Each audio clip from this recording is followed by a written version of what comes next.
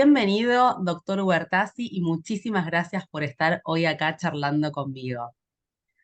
No, muchas Arranco gracias a vos.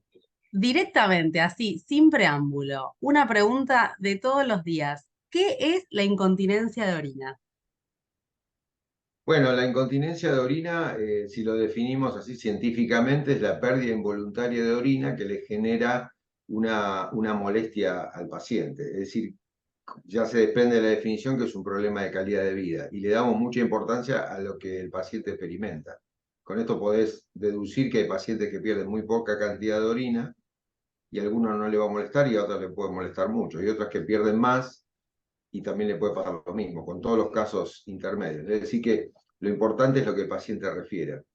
Ahí Bien, también hay que destacar que no es un hecho normal, ¿no? La pérdida involuntaria de orina puede ser común en la mujer, pero no es un hecho normal. bien, no considerarlo como normal. ¿Y hay diferentes tipos de incontinencia de cuando se escapa el pis? ¿Hay diferentes formas? Claro, sí, hay varias diferentes formas. La más común en la mujer es la llamada incontinencia de esfuerzo, que para que se entienda más fácil es la paciente que pierde orina al toser, al estornudar o al hacer cualquier tipo de actividad física o deportiva. Esa es la más común. Después tenemos otra que se llama incontinencia de urgencia, que son las pacientes que por ahí tienen deseo de orinar y tienen que ir corriendo al baño, ¿viste? Están buscando todos los baños cuando salen, quieren entrar a los bares, etcétera. Eso En esta tampoco es época. normal, ¿no? No, no, no es para nada normal. Y bueno, como después vamos a ver, tiene tratamiento todo. Después hay pacientes que tienen los dos tipos, ¿no? Incontinencia mixta. Y luego hay otros tipos de incontinencia más raros que tienen que ver con problemas neurológicos o a veces consecuencias de alguna cirugía, como la fístula, pero son casos menos comunes, ¿no? Las que nombré primero, incontinencia de esfuerzo y de urgencia, abarcan aproximadamente el 90% de los casos. ¿Y cómo se encuentra la causa? ¿Cómo lo estudiamos eso? Claro, eso es muy interesante. Ya en la consulta, con las preguntas que le hacemos a la paciente, o lo que la paciente nos dice, ya podemos orientarnos, ¿no? El paciente con incontinencia de esfuerzo nos va a decir, pierdo al toser, al estornudar, no puedo ir al gimnasio, cuando salto, me mojo. Esa es típica incontinencia de esfuerzo. Después, la paciente con incontinencia de urgencia es la que le pregunta, se está caminando por la calle y tiene que buscar un baño para ir a orinar urgente porque no llega y se puede mojar. La incontinencia de urgencia en general produce pérdidas mayores, ¿no? Son las pacientes que nos dicen uso pantalones oscuros o ropa oscura porque a veces me mojo bastante. Eh, bueno, básicamente eso. Y luego en el examen de consultorio, en el examen físico, por ejemplo, una paciente que dice que pierde con los esfuerzos, se la puede hacer acostar en la camilla ginecológica, en posición ginecológica, y en ese momento se le pide que tosa, si ahí sale un chorro de orina, pequeño chorro de orina, ya es bastante diagnóstico. En los casos de duda o en los casos que nosotros vayamos a elegir como tratamiento una cirugía, después vamos a charlar que no todas las pacientes deben operarse, pero los casos que nosotros elijamos una cirugía o cuando hemos instituido un tratamiento y no nos está dando resultados, contamos con un recurso fundamental que es el estudio urodinámico. El estudio urodinámico, vamos nosotros a hacer unas pruebas, se va a registrar todas las presiones de la vejiga, del abdomen, etcétera, y del músculo del detrusor, que es un músculo de la vejiga, para hacer el diagnóstico de certeza. No podemos diferenciar muy bien cualquier tipo de incontinencia con este estudio y en base a eso indicar el tratamiento más adecuado.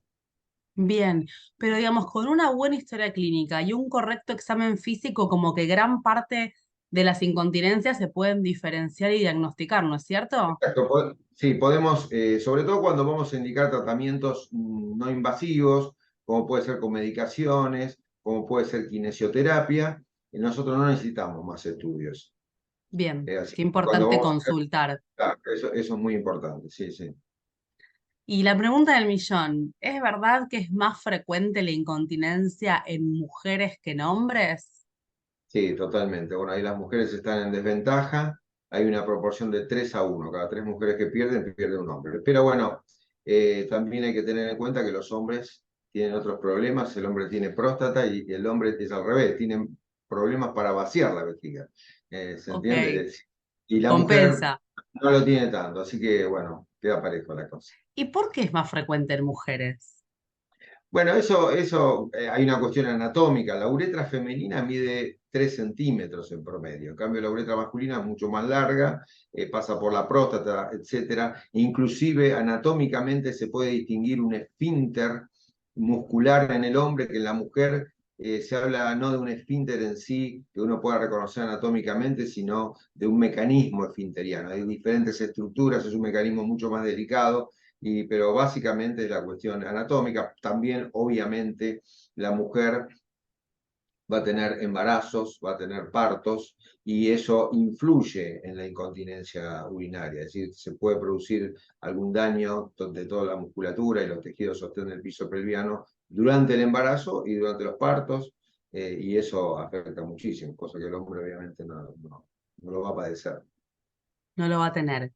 ¿Y qué tratamientos, qué opciones de tratamiento existen? Bueno, la buena noticia es que la incontinencia urinaria, la gran mayoría de las veces, tiene un tratamiento efectivo, ¿no? Por ejemplo, yendo a la más común, que es la incontinencia de esfuerzo, tenemos dos tratamientos muy efectivos. Primero, el tratamiento kinésico, kinesiológico. Hay una serie de ejercicios, los más conocidos son los ejercicios de Kegel, que pueden ser de gran utilidad para solucionar o mejorar la incontinencia de esfuerzo. Globalmente la tasa de éxito es un 60%. Depende de Es, muchos factores, de es la un buen paciente. éxito, una Sí, buena tasa, ¿no? para un tratamiento no invasivo y no quirúrgico es una muy buena tasa de éxito. Que por supuesto, como te digo, depende de la paciente, depende de la predisposición a hacer los ejercicios, de la constancia, etcétera, pero la verdad que es una muy buena tasa de éxito. Y el tratamiento que nosotros le decimos gold standard, o sea, el mejor tratamiento para la incontinencia de esfuerzo, sería el tratamiento quirúrgico. Hay operaciones ya hace más de 20 años que son operaciones mini invasivas, operaciones que duran entre 15 minutos y media hora, se hacen con una sedación, en forma ambulatoria y tiene una tasa de éxito muy alta. Son operaciones que raramente vayan a fallar cuando están bien indicadas y cuando están hechas por especialistas, ¿no? Son los ¿Es slings.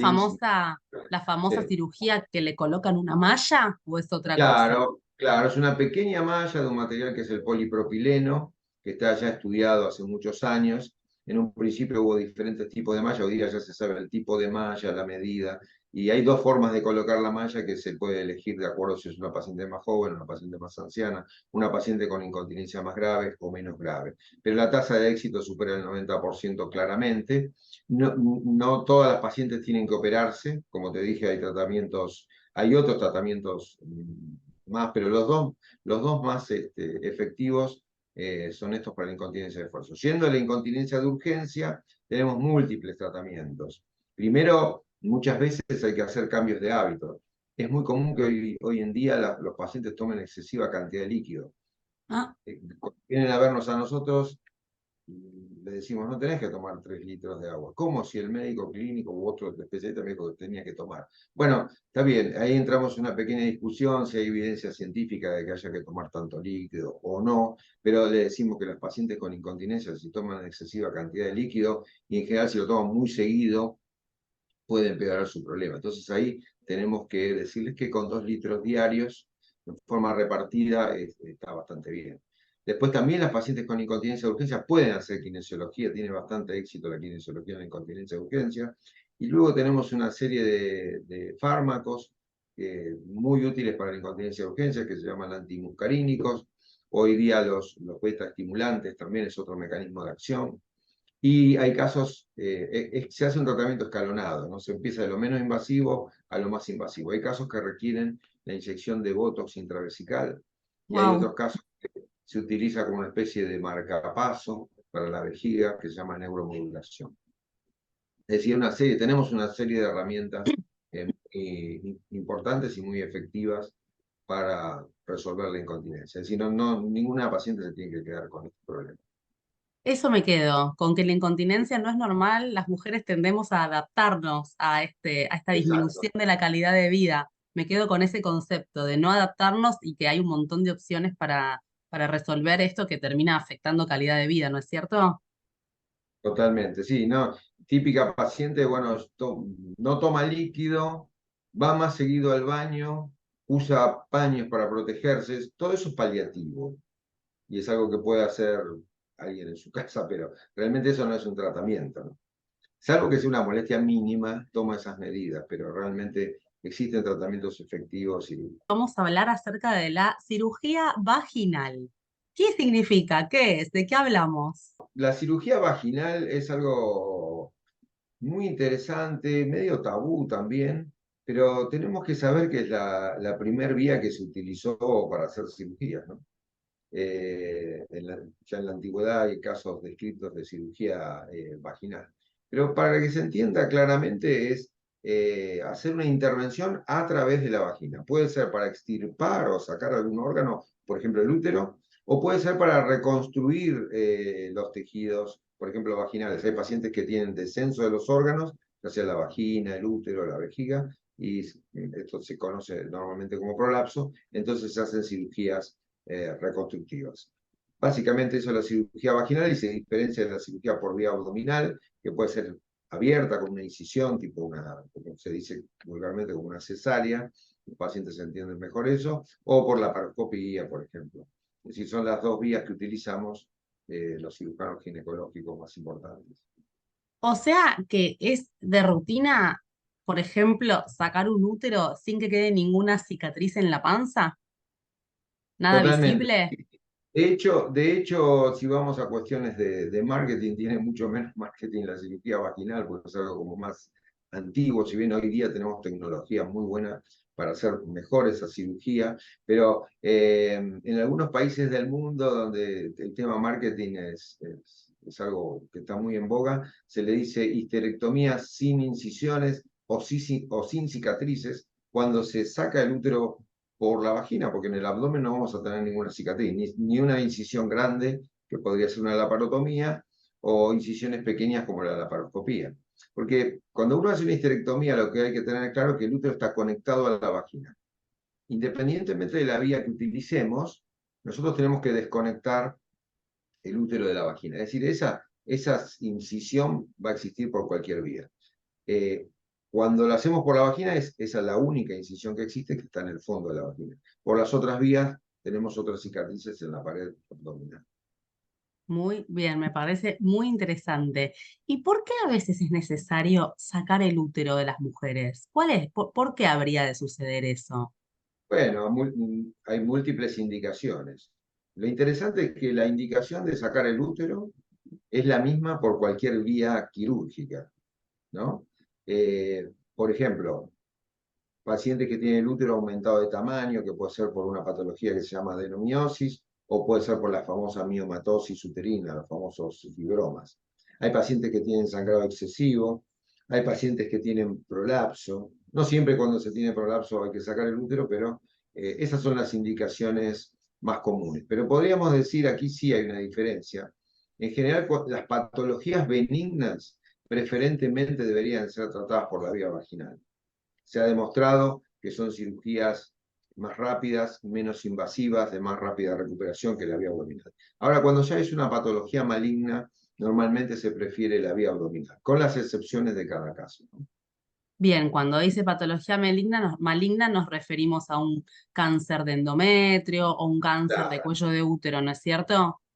exactamente. Excepcionalmente, se puede usar la vía vaginal por ahí en una paciente de mucha edad con un cáncer de endometrio inicial, se puede usar la vía vaginal, pero es un caso excepcional y ahí, ¿por qué se usa la vía vaginal? Porque es una cirugía menos invasiva, que va a ser mejor tolerada por una paciente añosa, acepta la vía vaginal cualquier tipo de anestesia, por ejemplo, puede ser anestesia general o puede ser cualquier tipo de los bloqueos, peridural o cualquier otro tipo de bloqueo, y eso puede ser beneficioso para una paciente añosa, ¿verdad?